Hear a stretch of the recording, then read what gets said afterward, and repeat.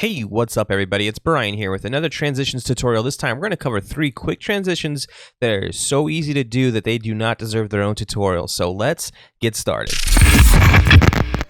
So for this first one, I've already done a short on it. If you haven't seen that before, you can check it out here, but I'm just going to do it again, this time full screen for you guys so you can see it in action. This is a light leak transition. Basically, it's a hard cut that's masked, and it's nothing special about it. All I have here is a cut that just hard cuts. It's not really interesting. It's kind of just there. It's boring. So to fix this, what we could do is we could come over here and you can download some light leaks. They're easy to make. I am working on a tutorial where we actually make a light leak just like this one. Let's see if I can find a good one here. Here's a good one. And I'm going to grab this one and I'm going to drag it over. Now this light leak is too slow. So I like this moment right here. Just throwing a marker so I can see where it's at. And then I'm going to come into the speed duration and I want to increase this by like 500%. Since I have that marker, I can move that over the transition. Perfect. And now what I can do is with this layer highlighted, go to effect controls where the blend mode operation is, set it to screen, and let's take a look. And now you have a transition that's a little bit more engaging and easier to look at.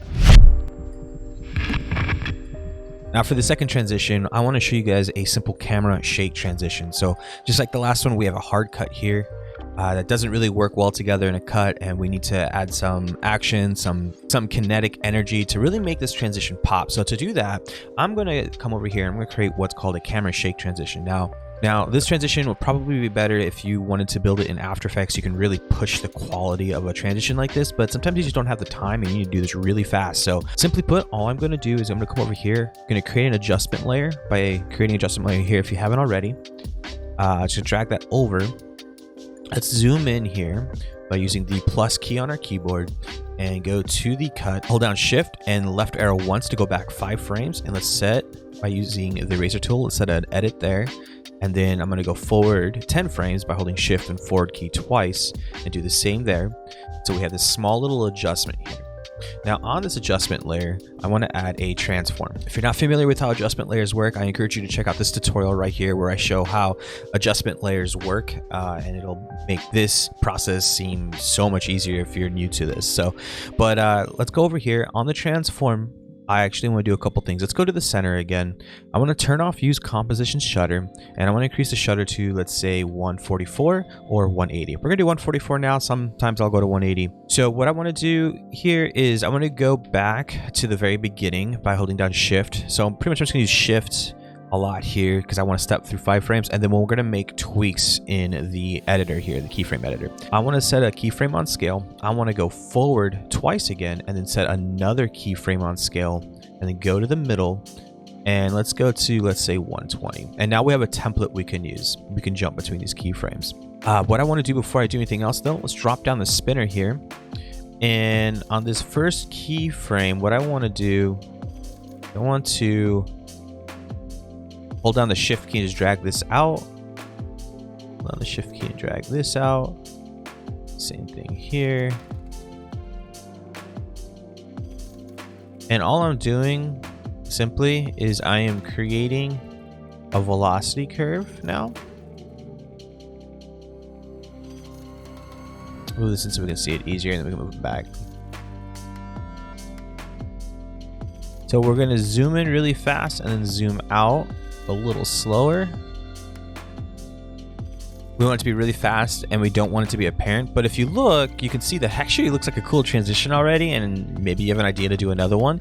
But we're going to take this a step further and we're going to add a little bit of a vibration or a shake to it. Now, it's easier to do this in After Effects, like I said before, because we have expression tools, we have the ability to add wiggles, but instead of doing that, I'm just going to simply just create some animations. So let's come over here and let's go to about this mark, and I'm going to set a rotation keyframe, and let's go a little bit further forward, set another rotation keyframe, making sure they come back to 0 so we don't have any weird jumps. And then in the middle, maybe we'll go 2.5. I'll move over about halfway. Let's split the difference here, and I'll do -1. Less is always better, remember? So we'll do like -2 here, and let's see what this looks like. And we have this nice little camera shake transition. We can even play with the position a little bit. I don't advise doing that because we didn't push in far enough, but you have this simple camera shake transition that you can do on the fly and make your cuts pop. Now, the last transition or technique that I want to talk about is one of the simplest ones out there, and it is the dissolve.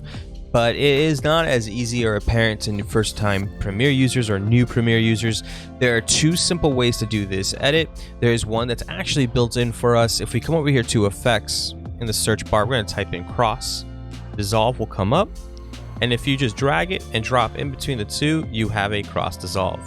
Now, this will only work if there is handles on each clip. So, on the second clip, handle on the A end, and on the first clip, handle on the B end. The other way to do this is just to simply use 2 tracks and to key in the effect. So I'm just going to come in here and set a key for my opacity, just simply like this.